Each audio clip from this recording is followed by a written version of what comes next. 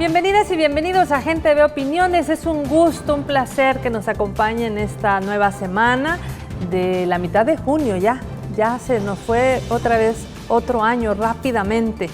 Esperamos que usted nos sintonice en los dos cables que estamos, en cable Claro, canales 29 y 75, en cable Tigo, canal 29, y si no, en www.gentv.tv. Bueno, ustedes saben que el próximo sábado es el 50 aniversario de Andes 21 de junio. Parece mentira, son 50 años. Y hemos querido invitar a dos dirigentes, un fundador. Más adelante nos va a incorporar una compañera más.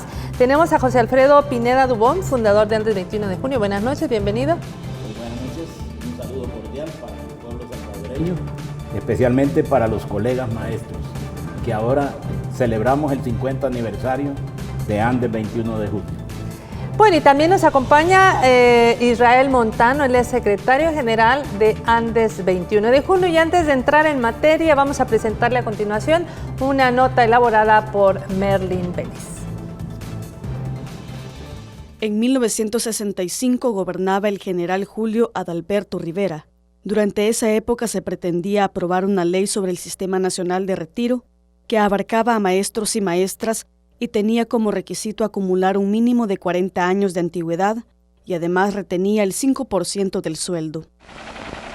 A raíz del descontento, el 21 de junio de 1965, más de 11,000 maestros y maestras protagonizaron una gran manifestación nacional en contra de las violaciones a sus derechos, consiguiendo que el general Rivera les excluyera de la ley. De esta movilización nació la Asociación Nacional de Educadores Salvadoreños Andes 21 de junio, para continuar su lucha por los derechos del gremio y por una educación gratuita y de calidad para todos y todas. En 1968 subió al poder Fidel Sánchez Hernández, año en el que se realiza la primera gran huelga del magisterio que duró 58 días, en desacuerdo con una reforma que promovía una educación a distancia a través de la televisión y la mano de obra barata como consecuencia de la industrialización. A finales de los 60, Andes 21 de junio logró que se aprobara la ley del maestro y la atención en salud para el gremio. Sin embargo, las huelgas continuaron en 1971 por el incumplimiento de las mismas. Posteriormente estalla la guerra civil y el sistema educativo recibe un duro golpe por las políticas de los gobiernos, así como las organizaciones populares que se convirtieron en el blanco de la represión, las desapariciones forzadas, el exilio y el asesinato. Andes 21 de junio ha sido en estos 50 años una organización con una historia de ardua lucha por las transformaciones sociales de nuestro país. Bueno, 50 años se dice fácil, pero veíamos ya las imágenes, es toda una trayectoria de trabajo, de lucha, de reivindicación y de propuesta. José Alfredo Pineda, usted como fundador de esta organización que es nacional y que es muy grande, cuéntenos cuál ha sido esta trayectoria de Andes 21 de junio y tal vez sus principales hitos, sus principales piezas en la historia para el desarrollo del Magisterio Nacional. Yo creo que también podríamos comenzar con unos antecedentes que hubo, porque cuando fue derrocado el gobierno del coronel José María Lemos, subió una junta cívico-militar que integraba al doctor Fabio Castillo. Y fue precisamente el doctor Fabio Castillo quien primero quiso hacer una reforma muy progresista y al mismo tiempo con los hechos demostró que iba por la dignificación del magisterio, porque fue él quien por primera vez después de muchos años de salarios congelados nos hizo un aumento de salario, que fueron 50 colones de aquel tiempo, pero en dos tractos. 25 colones inmediatamente, que fue a finales de 1960, ¿verdad? Y 25 colones que se iban a aumentar en el mes de enero, que desgraciadamente no se lograron porque vino el contragolpe. fue cuando precisamente Julio Rivera subió a la presidencia de la República. De modo que ahí hay un hito, y además ese hito histórico permitió un movimiento revolucionario. Surgieron organizaciones, por ejemplo, la de Mario López, que era la Unión Magisterial Salvadoreña, que nació en Ciudad Delgado, junto con Julio Vindel. Incluso a veces recibía la visita de la compañera Mélida Anaya Montes. Surgió también la Federación Magisterial Salvadoreña, que dirigió el compañero Mario Medrano. Y estas organizaciones también se incorporaron a la columna magisterial del Frente Unido Revolucionario FUAR, que dirigía el compañero Chafik Handal. De modo que hay un antecedente allí de la movilización magisterial, y esta, pues, cuando llega la propuesta de la Ley Nacional de Retiros, así se llamaba, la propuesta de Ley Nacional de Retiros, en donde se ofrecía, ya lo decían en la crónica anterior, se pedía al magisterio 40 años de trabajo, 60 años de edad como mínimo, más el 5% de cotización para recibir el 80% del mejor salario devengado. Entonces era una ley que no ofrecía mucho. Eso movilizó al magisterio. Hubo movilizaciones incluso muy exitosas en cada departamento de la República que empezaron a fortalecer esta lucha. Entonces, después vino en 1965, por cierto, yo era estudiante de la Escuela Normal Superior, ¿verdad? Era estudiante de la Escuela Normal Superior, y nuestra jefe de estudios era la compañera Mélida Anaya Montes. Entonces, cuando comenzaron a llegar las noticias de la ley de retiro, hubo un despertar del magisterio, porque hay que decir que el magisterio era como un gremio dormido, manipulado por los gobiernos de turno en aquella oportunidad. Los tenían como bastión electorero, porque incluso les llegaba la orden por un telegrama de ir a cuidar las urnas del partido oficial. Y no solamente eso, votar por el partido oficial. Entonces empezamos a las nuevas generaciones, que afortunadamente habíamos recibido una buena formación como educadores, tanto en la Escuela Normal de Maestros Alberto Masferrer, en la Escuela España, en el caso de las señoritas, y en el resto de escuelas normales que había en el país, en San Miguel, en Zacatecoluca, habían en Santa Ana, en Aguachapán, en fin. Esos maestros habían tenido una formación que generó un grupo de maestros ya contestatarios.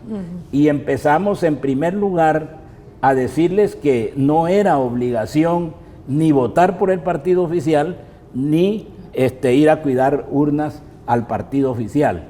En aquel momento era el PRUD en un caso, después fue al PCN. Y por otro lado, el Día del Maestro eran unas fiestas y unas guareras en los cuarteles, y empezamos también a hacer conciencia entre los maestros y maestras para no ir a esas celebraciones. Bueno, y llegamos al momento de la Escuela Normal, al año 65, se hicieron grandes movilizaciones. La Escuela Normal se transformó en el centro de reunión de todos los educadores del país. Llegaban delegaciones de todo el país hasta llegar al Congreso, que se realizó, como dijo el compañero. José Alfredo Pineda, ¿usted tiene escrito todo esto que nos está contando? Acabo de hacerle llegar a los compañeros un borrador. Vale. Le digo borrador porque lo he sometido a criterio de ellos, y ya me están llegando algunas correcciones para sí, para porque hacer la memoria siempre es mentirosa. Sí. Y entonces tiene que someterse al concurso de otra gente que vivió esa época para corregir tal vez fechas, tal vez nombres, ¿verdad? Sí. Bueno, lo que les quiero decir es que llegamos al Congreso, que por cierto fue apadrinado por la Asociación Nacional de Educadores de Costa Rica, ¿verdad? El Congreso que se realizó en el Instituto Nacional de Señoritas, ¿verdad? El Instituto Francisco Morazán, que era el Instituto de Señoritas. Ahí se realizó el Congreso, allí se aprobó por primera vez los estatutos de Andes, ¿verdad? ¿Esto qué era, qué año? Eso fue el 9 de diciembre de 1965. Ya en 1965. Sí. Okay. Entonces se aprobó, se nombró también el Consejo Ejecutivo. La compañera Mélida Anaya Monte fue la secretaria general. Ahí estaba Mario Medrano, estaba Arnoldo Vaquerano, Mario López, desde luego, José Mario López Alvarenga, también Isaac Lobo, ¿verdad? Isaac Lobo Pérez. En fin, se nombró el Consejo Ejecutivo. Y la anécdota que hay que contar es que como no se oficializó no se legalizaron los estatutos de Andes, un año después, el presidente Julio de Alberto Rivera, después de una gran manifestación que hicimos, que llegamos a Casa Presidencial, él logró que un buen grupo de diputados del PCN, de su gobierno, aprobara los estatutos de Andes 21 de junio. De modo que Andes jurídicamente existe a partir del 21 de junio de 1967. Nos decía José Alfredo Pineda de cómo ha sido este trayecto desde el año 60, que no estaba en la nota todavía, y que a partir del 21 de junio de 1967, Andes 21 de junio, se constituye legalmente como asociación. A ver, Israel Montano, cuéntenos, parte de estos hitos históricos que usted, me imagino que vino una generación después. Por supuesto. ¿Cómo lo viven? ¿Cómo lo Bueno, dicen? Para Andes 21 de junio, es decir, para mí como secretario general, realmente es un privilegio, un orgullo estar representando a nuestra organización a nivel nacional y a nivel internacional, que tenemos vínculos muy grandes a través de la Internacional de la Educación, de la Federación de Organizaciones Magisteriales de Centroamérica, pero más que todo, este legado histórico que nos deja este grupo de compañeros y compañeras fundadoras y fundadores de Andes 21 de junio. Para nosotros es una escuela. Realmente nosotros decimos, es una biblioteca, son libros andando estos compañeros a que nosotros tendríamos que hacerles unas entrevistas maratónicas para poder sacar, ¿verdad?, esa memoria histórica que necesitamos dejar recopilada en nuestro país. Creo que esta experiencia de los 50 años de Andes nos va a servir para que el Consejo Ejecutivo realmente tomemos en serio para escribir la memoria histórica de nuestra gloriosa asociación. Así que para nosotros esto es maravilloso, tener en contacto compañeros, tener memorias, tener escritos, tener ensayos, lo que José Alfredo dice que nos ha enviado, ya lo empezamos a leer, esos elementos importantes que de la historia, los cuales vienen a fortalecer lo que nosotros hemos conocido a través desde 1985, ¿verdad? Cuando nosotros nos incorporamos al magisterio, estamos hablando del 85, y aquí los compañeros están hablando de 1965, estamos hablando 20 años antes, es decir, somos de una generación totalmente nueva, pero con esos ideales bien cimentados por nuestros maestros, que fueron normalistas, por supuesto, preparados en la escuela normal, con el pensamiento de esta generación de maestros y maestras que fundaron a Andes 21 de junio, porque cuando hablamos de algunos fundadores de Andes, hablamos de José Mario López Alvarenga, hablamos de Mélida Anaya Monte, de Mario González Medrano, hablamos de Juan Humberto González, de Erasmo Antonio Cermeño Rivera, de Adolfo Flores Cienfuegos, de Isaac Lobo Pérez, de Napoleón Efraín González, de José Mauricio Mauricio Flores Cardona, entre otros, que tenemos registrados nosotros, porque creemos que esto es importante y cada uno de ellos tiene un nombre de una medalla que nosotros, quiero aprovechar esta oportunidad porque el tiempo en televisión es muy corto,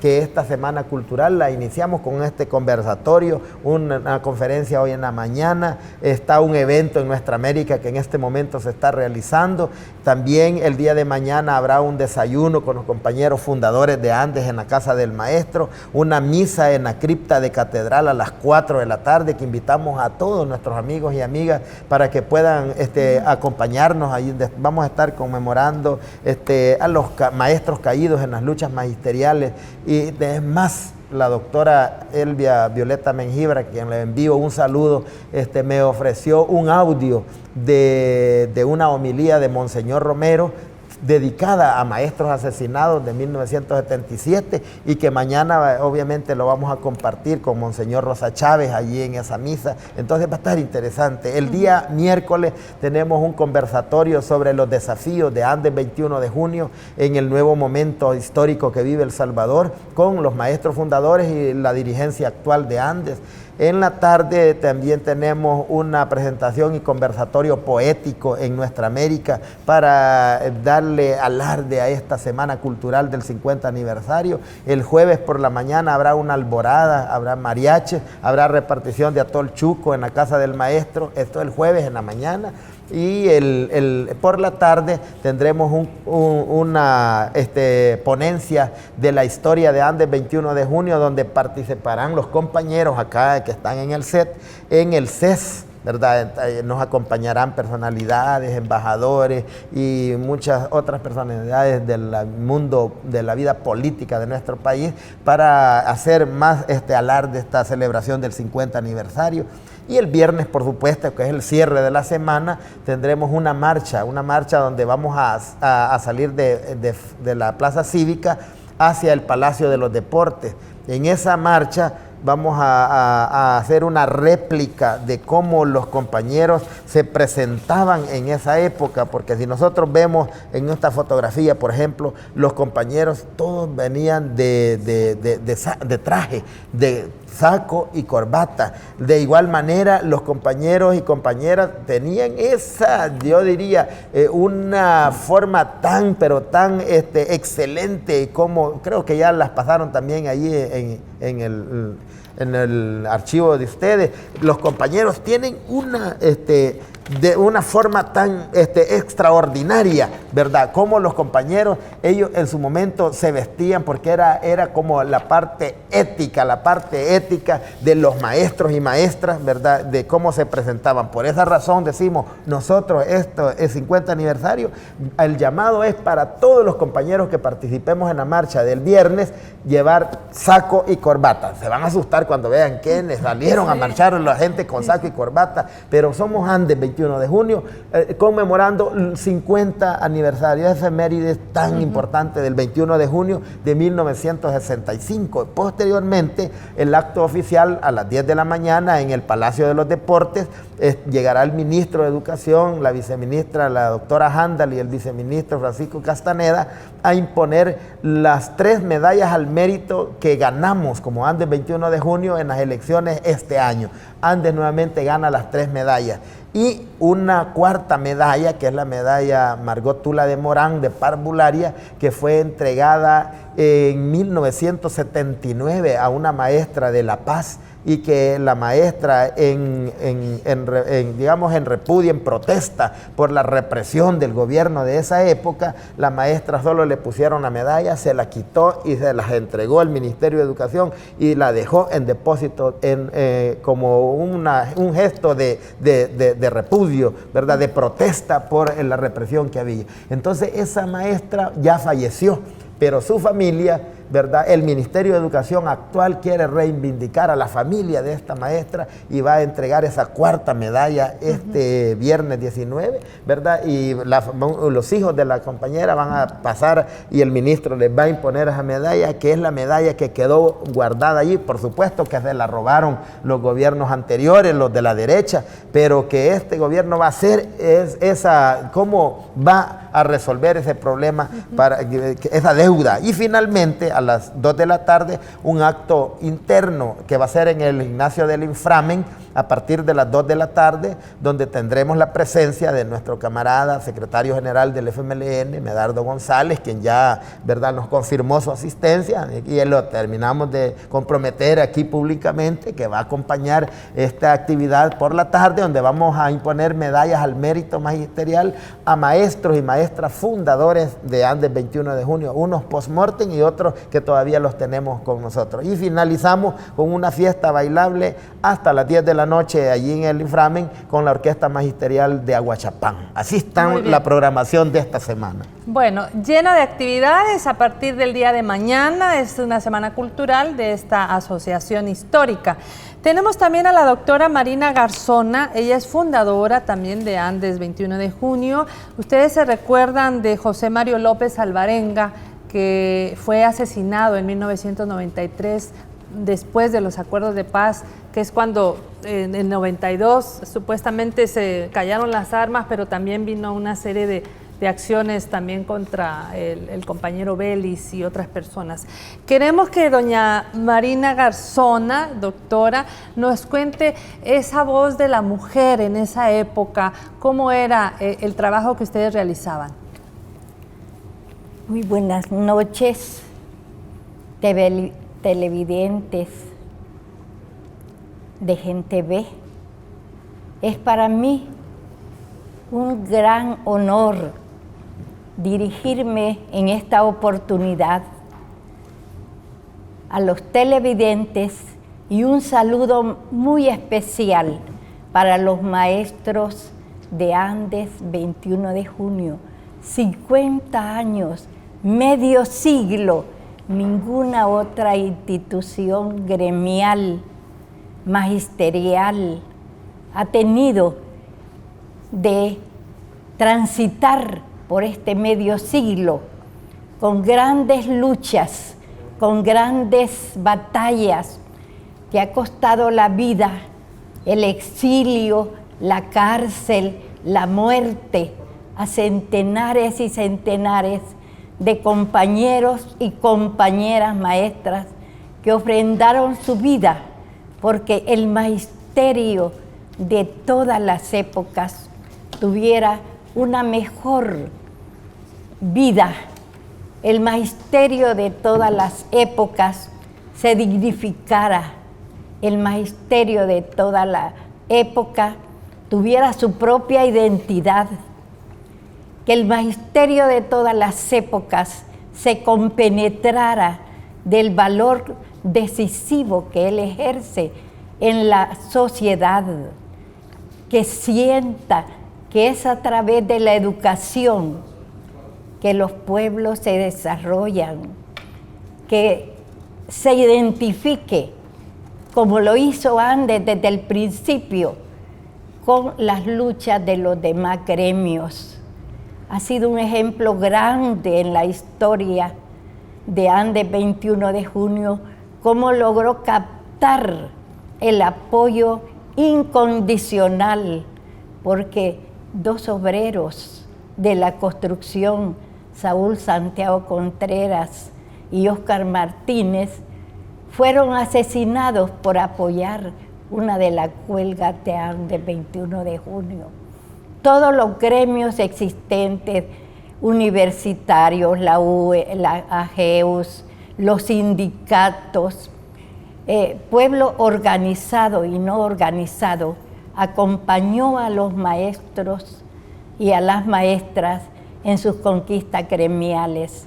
El maestro incidió con sus luchas organizadas hasta en las estructuras gubernamentales.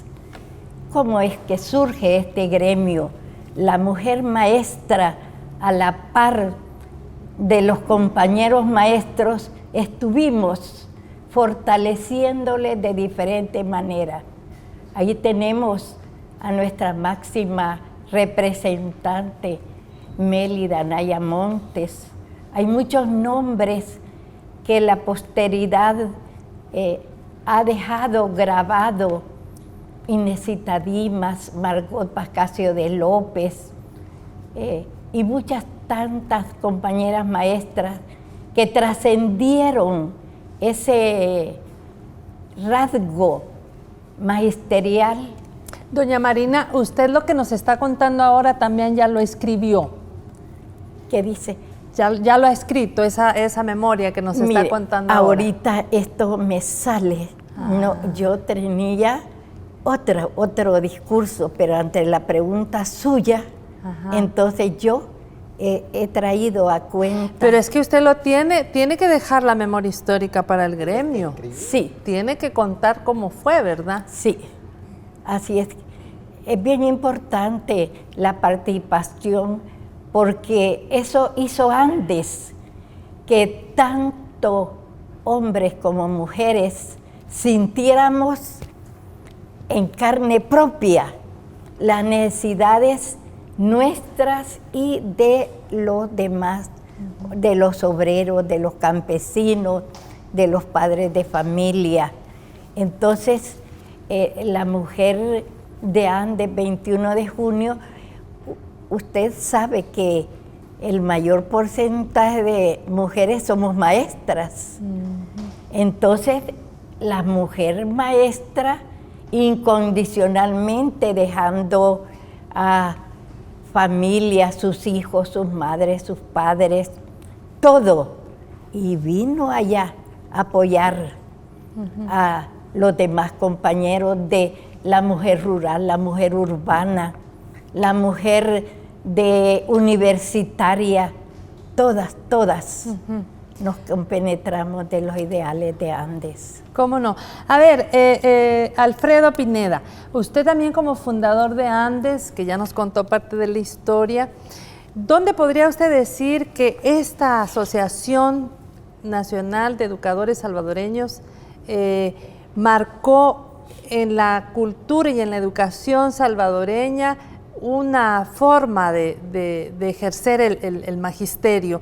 Y si eso se compara con lo que hay ahora. Bueno, primero tengo que hacer la salvedad de que yo pertenezco al grupo que tradicionalmente le llamaron el grupo de los 15, que el gobierno de Molina expulsó cuando ganamos las elecciones con la Unión Nacional Opositora. Entonces, a partir del 19 de julio, desapareció mi hogar literalmente, porque yo tuve que, me mandaron al exilio, primero a Nicaragua, después pedimos que nos trasladaran a Costa Rica, y allí he hecho mi vida profesional, sin descuidarme, sin deslindarme de mi patria y de las luchas de mi pueblo, porque a través de mis actividades allá también he estado ligado a las luchas de nuestro pueblo. De modo que de lo que ahora sucede con el magisterio, pues mentiría si yo me meto a hacer, ¿cómo no? Pero en fin, en el caso en aquella época, sucede que el magisterio marcó un camino, no solamente en el aspecto educativo, sino también en el aspecto político. Porque yo le voy a contar una experiencia. Yo trabajaba en la Escuela Normal Rural de Suchitoto entre 1966 y 67, y nosotros iniciamos por primera vez en esa zona la lucha del partido del PAR, Partido Renovación Democrática, con el doctor Fabio Castillo a la presidencia. Y al mismo tiempo eso coincidió con las luchas de Andes. Entonces los alumnos realmente a nosotros nos preguntaban, pero mire, profesor, explíquenos. Entonces, nosotros teníamos, y eso le pasaba a otros compañeros en otros lugares, los alumnos pedían información de la lucha. De modo que cuando llegaban algunas tareas de ir a regar panfletos o qué sé yo, los mismos alumnos lo ayudaban a uno. Acuérdense que nosotros cuando hacíamos las huelgas no teníamos la contradicción de que los alumnos ni los padres de familia protestaran por la huelga, nos apoyaban.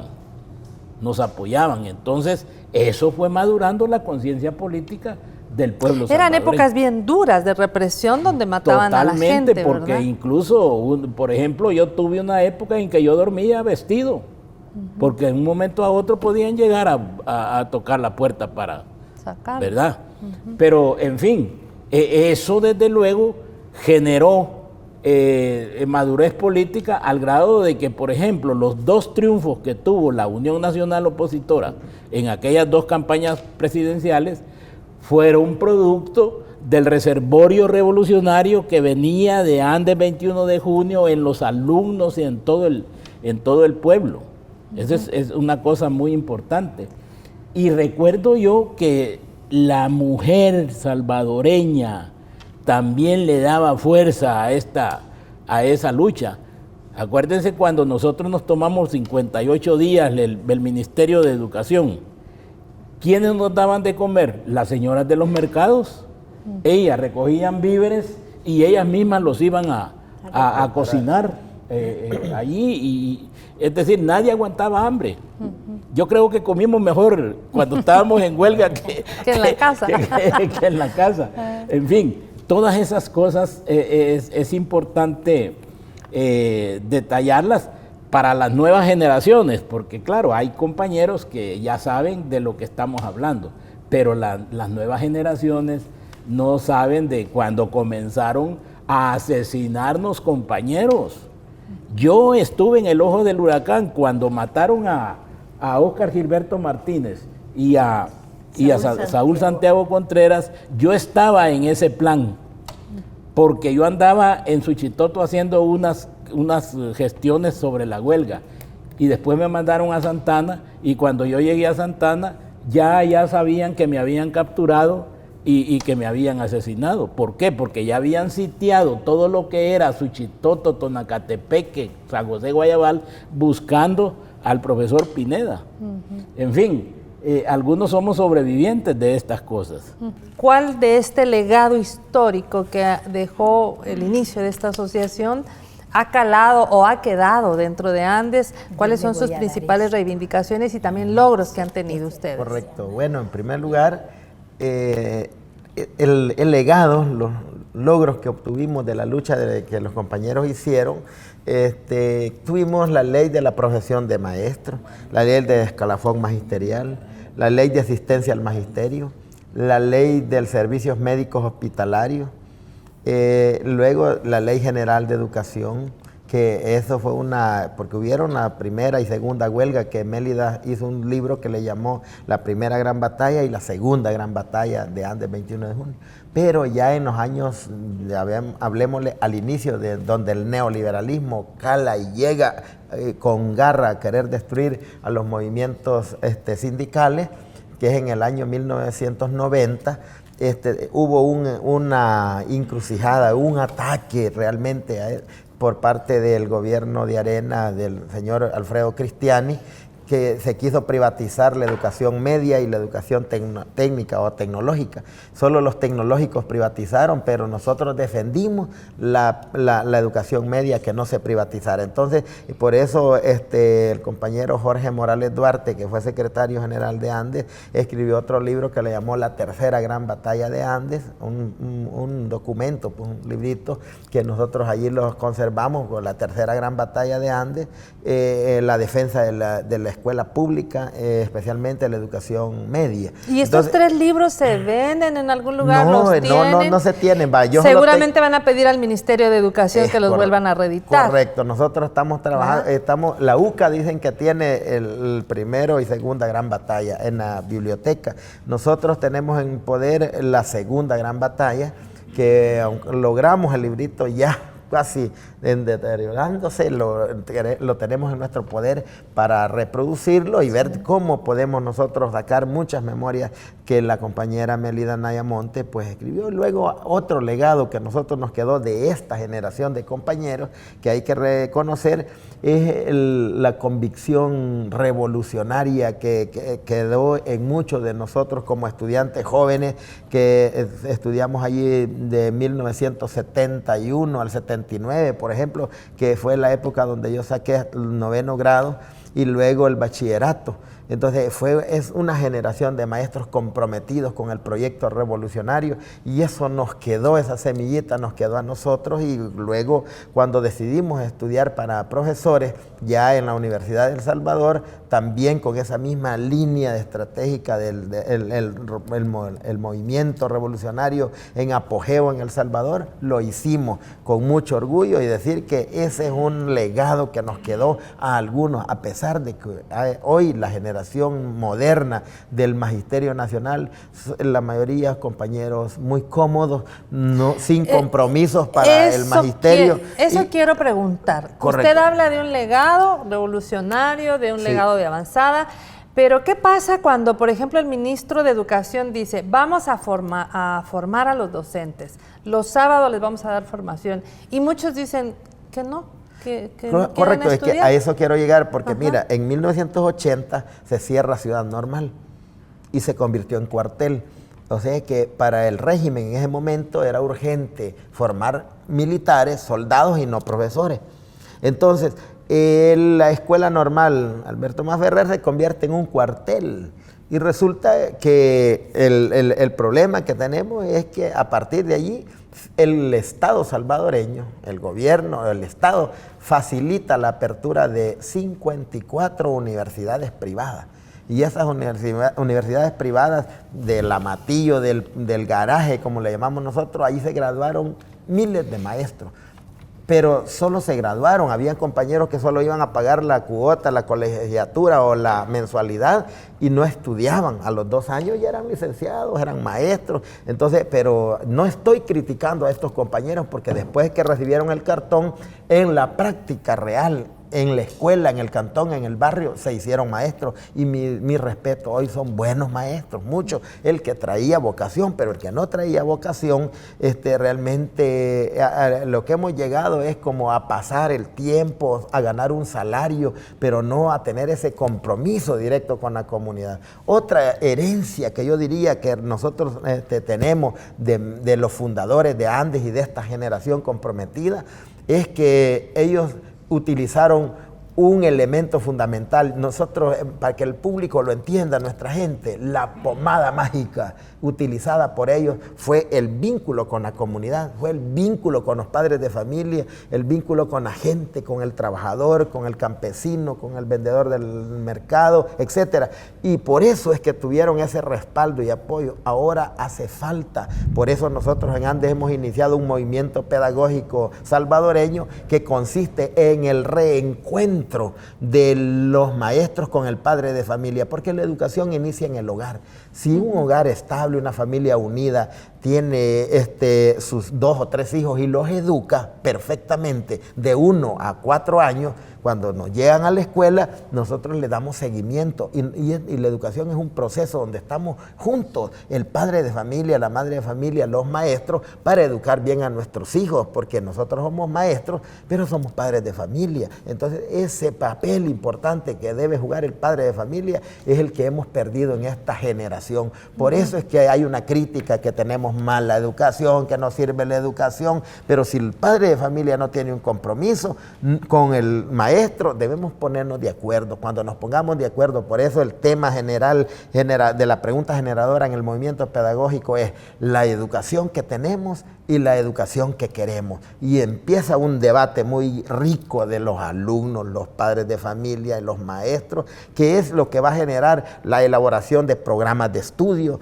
la elaboración de guías didácticas para los maestros, elaboración de libros de texto, que es la reforma curricular que nosotros estamos haciendo. Hay que dejar claro somos miembros del CONED, del Consejo Nacional de Educación, que ha formado y recientemente juramentó Salvador Sánchez Serén, donde están todos los actores que también principales. perteneció antes, 21 de junio, por supuesto, ¿verdad? El presidente. entonces, correcto. Él fue miembro del Consejo Ejecutivo en 1971, Salvador, allí hemos encontrado nosotros en la historia. Entonces, quiero decir que en el CONED, en el Consejo Nacional de Educación, allí está hasta el mismo PNUD, ahí está FUSADES, ahí está la ANEP, ahí están todos dando opiniones, porque ellos están acostumbrados que toda la vida la educación, ellos tienen la razón y en un cuarto burocrático con aire acondicionado elaboran todo, sin consultar al pueblo. Entonces es la diferencia. Nosotros queremos, ¿cuál es la diferencia del pensamiento de ellos con nosotros? Que nosotros queremos consultar al pueblo, a la gente, y esperamos que las autoridades del ministerio nos apoyen, porque ellos en este momento quiero reconocer que hemos tenido un apoyo muy grande para los eventos de la consulta. Entonces esto va a generar, para poner en práctica los elementos fundamentales que nuestros camaradas fundadores, ¿verdad? Como lo dijo Marinita. ¿Esto cuándo se va a ejecutar? No, ya lo estamos ejecutando. Nosotros ya hicimos 3 o 4 jornadas departamentales de consulta, pero qué bien, nosotros quisiéramos hacer en todo este año no solo las 14 consultas, una en cada departamento, que quisiéramos hacer las 262 consultas, una en cada municipio, para que la gente se expresa y de allí, ¿verdad?, elaborar el documento para que el próximo año, en junio del otro año, entregar un documento final al ministro de Educación, a los viceministros y a nuestro presidente, para decirle: estamos comprometidos con la educación, queremos para construir el buen vivir y construir un nuevo país. Hay un compromiso del magisterio, pero esos somos los comprometidos que dijimos. Hay otros maestros que lo importante es el aumento de salario, y por eso es que no coincidimos, y hay otros compañeros que mejor se han unido al bloque de querer criticar al gobierno y de estar haciéndole el favor a la derecha, que nosotros les hemos dicho a los compañeros: vénganse, es el momento de unidad, ande, abre las puertas para que juntos. Yo aprovecho este espacio para invitarlos para el viernes 19 de junio a todos. Somos 14 gremios magisteriales, los invito públicamente a ellos para que acompañen ese gran esfuerzo, para que juntos podamos realmente generar lo que vamos a construir en este movimiento pedagógico salvadoreño. Quiero darles a ustedes, porque el tiempo ya casi se nos acaba, por lo menos 30 segundos para que nos digan a las generaciones actuales qué es lo que no deben olvidar en el tema educativo. Bueno, en primer lugar, la mística profesional con que el educador debe de formar a las nuevas generaciones. Y eso fue lo que nos inculcaron a nosotros en las escuelas normales. Por ejemplo, un pensamiento que yo recuerdo toda la vida cuando yo llegué a la escuela normal Alberto Masferrer a pedir oportunidad de beca, es un pensamiento de don Alberto Masferrer. Toda ciencia está en los libros y en la vida, y el que sabe leer y observar posee el secreto de la sabiduría. Y también quiero finalizar con lo siguiente. Tengo yo en mis archivos la identificación de miembro de Andes, ahí está en pantalla, firmada precisamente por la compañera Mélida Naya Montes. Ahí está el anverso y el reverso de la identificación, firmada en julio de 1969. Cuando Mélida Naya Montes fue la secretaria del Consejo Ejecutivo. Sí, cuando era secretaria general del Consejo Ejecutivo. Ajá. Y desde luego, eso era para nosotros un orgullo, pero si la policía nos capturaba y nos quitaba ese carnet, pues allí éramos en cierto modo víctimas de cualquier represión. Vaya, 30 segundos, doctora. ¿Cómo no? La vida de toda persona está nutrida tanto por las influencias de la familia, de la sociedad y la escuela. Y de estos 3 elementos importantes se forman los valores, la superación humana en todos los ámbitos. Lástima que en nuestras condiciones socioeconómicas hay muchos conciudadanos que quisieran aspirar a una vida mejor, obtener siquiera el título de bachiller y no digamos universitario. Pero las condiciones ahorita son bien oportunas. El gobierno ha dado los paquetes escolares hasta bachillerato.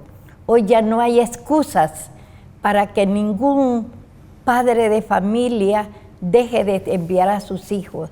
Ya con un bachillerato, los estudiantes podrán en un futuro aspirar a un tecnológico o a una carrera universitaria. Muy bien. Muy bien, se nos acabó el tiempo, viene el noticiero. Agradecemos muchísimo a José Alfredo Pineda Dubón, fundador de Andes, a la doctora Marina Garzona, también fundadora de Andes, y a Israel Montano, secretario general de Andes 21 de junio. Muchísimas gracias por haber venido este día. Y recuerden la Semana Cultural, que va a terminar el día viernes, iniciando con una marcha y al final con un baile. Habrá permiso oficial para ello. Muy bien, permiso oficial para el magisterio para que vaya a las actividades. Oh, correcto. Muchísimas gracias a usted. Mañana a las 7 de la mañana esta entrevista en retransmisión y a las 7 de la noche nueva entrevista el día de mañana. Gracias por su compañía.